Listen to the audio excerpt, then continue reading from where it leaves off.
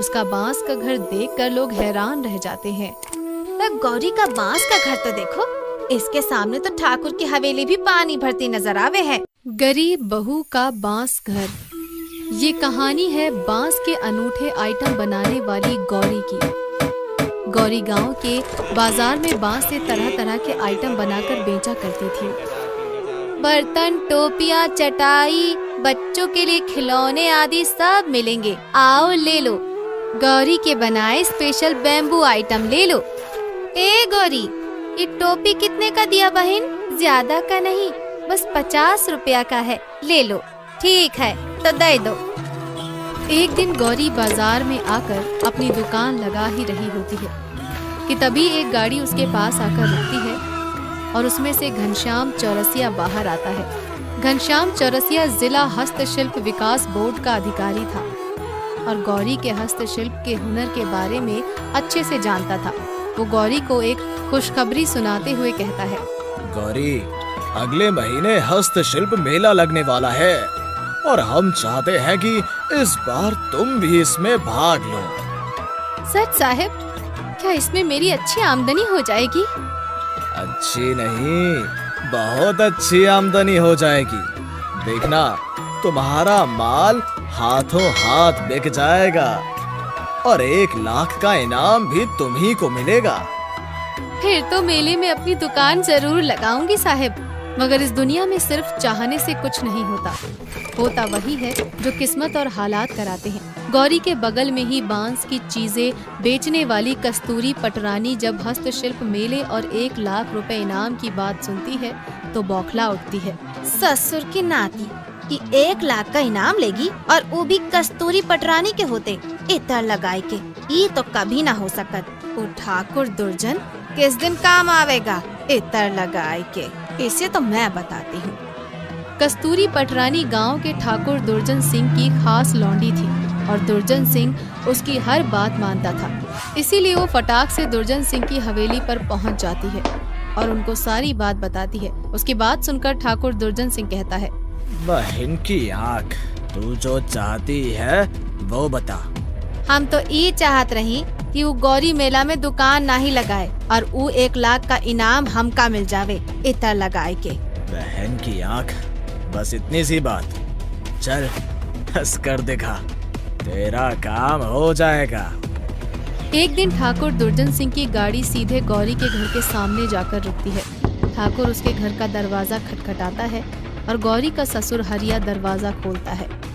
अरे ठाकुर साहब, आप और मुझ गरीब के घर, कहिए क्या हुक्म है? बहन की आँख, तेरी बहू गौरी कहाँ है बे? हरिया उर्फ हरीराम, कोई गलती हो गई क्या मालिक? हरिया की ये बात सुनकर ठाकुर दुर्जन सिंह कहता है, बहन की आँख, अभी तक तो गलती हुई नहीं है, मगर होने वाली है।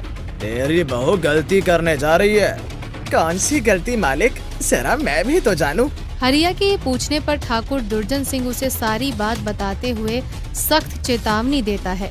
बहन की आँख, देख लो हरिया, अगर तेरी बहू ने उस हस्तशिल्प मेले में दुकान खोली तो तुम्हारे परिवार को गांव से निकाल कर ही दम लूंगा।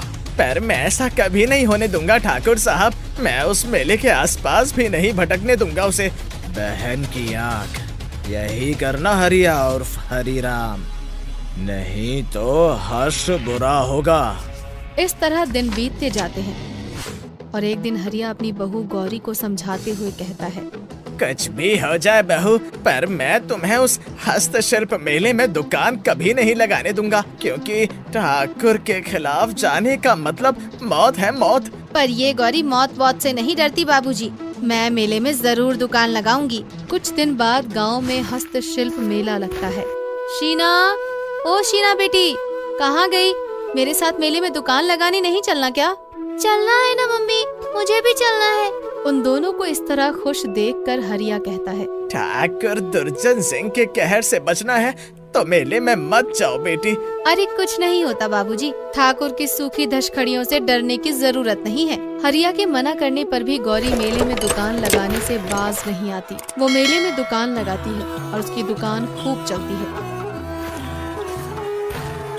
वाओ, बाम्बू हट, कितना अच्छा झोपड़ी बनाया है। ये सब हमरे हाथों का कमाल है बीबी जी। तुम सच में बहुत अच्छी आर्टिस्ट हो। हस्तशिल्प मेले में गौरी की खूब वाहवाही होती है और अंत में सबसे अच्छे हस्तशिल्प का इनाम भी उसी को मिलता है। मैं कहता था ना कि 1 लाख का इनाम भी तुम्ही को मिलेगा। लो, ये पूरे 1 लाख का चेक है। धन्यवाद साहिब, आप सबने मेरे हस्तशिल्प की कदर की। हस्तशिल्प मेले में गौरी की इस कामयाबी पर कस्तूरी पटरानी के तन बदन में आग लग जाती है और उसे ठाकुर दुर्जन सिंह पर बहुत गुस्सा आता है। वो ठाकुर की हवेली में जाकर उसका मजाक उड़ाते हुए कहती है, बहन की आँख, जो तू चाहती है वो हो जाएगा। यही बोला था ना तुमने ठाकुर, पर अब हुआ तो नहीं। साफ साफ बोल, क्या कहना चाहती है? अब बोलने को बचा ही कहा है ठाकुर। उ गौरी ने तो तोरे मना करने पर भी हस्तशिल्प मेला में दुकान लगाई और पूरा 1 लाख इनाम भी पा गई। समझ ले, तेरी तो पूरी बेइज्जती कर दी इत्र लगाए के। ये सुनकर ठाकुर दुर्जन सिंह को गौरी पर बहुत गुस्सा आता है और वो कहता है, बहन की आँख, उसकी इतनी हिम्मत कि हमारे मना करने पर भी दुकान लगाने से नहीं मानी। अब तो उसको सबक सिखाना ही पड़ेगा। ठाकुर बड़ा घमंडी और बदमाश टाइप का आदमी था। अपने घमंड पर जरा भी ठेस उससे सहन नहीं हो पाती थी, इसीलिए वो गौरी से गहरी दुश्मनी करने लगता है और एक रात अपने आदमियों से कहता है, बहन की आँख, उस गौरी को तो जिंदा नहीं छोड़ूंगा मैं। चल बे गालिया, गाड़ी निकाल और अपने आदमियों को तैयार कर। ये कहकर ठाकुर दुर्जन सिंह की गाड़ी गौरी के घर पर पहुंच जाती है, मगर उस रात घर पर कोई नहीं होता। सब किसी रिश्तेदार के यहाँ गए हुए थे। क्या करें सरकार, घर पर तो कोई नहीं है। बहन की आँख, घर तो है ना, इसी को चला के निकल लो। घर नहीं होगा तो रहेंगे कहाँ, खुद ही गांव छोड़ जाएंगे। ठाकुर दुर्जन सिंह के ये कहते ही उसके आदमी गौरी के घर में आग लगा देते हैं और घर आग में जलकर राख हो जाता है। जब गौरी गांव में लौट कर आती है तो घर की जगह राख का ढेर देखकर फूट फूट कर रोने लगती है। सत्यानाश हो उसका, जिसने हमारे घर को राख का ढेर बना दिया। बहू, मैंने तुझे समझाया तो था कि ठाकुर की बात मान ले, पर तूने नहीं मानी। पर अब क्या होगा बापू? गौरी की ये बात सुनकर हरिया उसे समझाता है कि अब उनके गांव को छोड़कर कहीं और जगह बसाने में उसकी भलाई है, क्योंकि अब ठाकुर उन्हें परेशान करने से बाज नहीं आएगा। मगर गौरी हरिया की बात नहीं मानती। वो हिम्मत दिखाते हुए कहती है, हम गांव छोड़कर नहीं जाएंगे बापू, उस ठाकुर को जो करना है कर ले। गौरी हिम्मती और मेहनती औरत थी, साथ ही उसके पास बांस से तरह तरह की झोपड़ी बनाने का हुनर भी गजब का था। इसीलिए वो दिन रात एक करके बांस का बहुत ही सुंदर घर बनाती है। उसका बांस का घर देखकर लोग हैरान रह जाते हैं। गौरी का बांस का घर तो देखो, इसके सामने तो ठाकुर की हवेली भी पानी भरती नजर आवे है। गौरी के हुनर और बहादुरी की दाद देनी पड़ेगी बहनों। अकेली ने ठाकुर के घमंड को धूल चटा दी धूल। कस्तूरी पटरानी जब गौरी के बांस के घर को देखती है तो जल भुन कर रह जाती है तो मेरी दुश्मन, पर फिर भी इसके हुनर को तो मानना ही पड़ेगा। बांस का घर नहीं बल्कि बांस का महल बना दिया है, महल।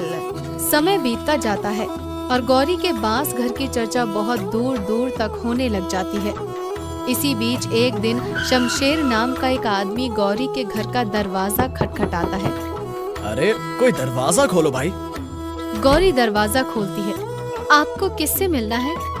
मुझे गौरी देवी से मिलना है। कहिए, मैं ही गौरा देवी हूँ।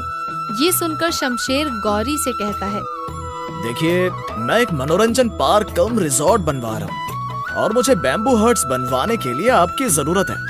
क्या आप मेरे लिए ये काम कर देंगी मोहतरमा? काम तो ये कर देगी, पर पैसा कितना मिलेगा? 100 हट्स बनानी है।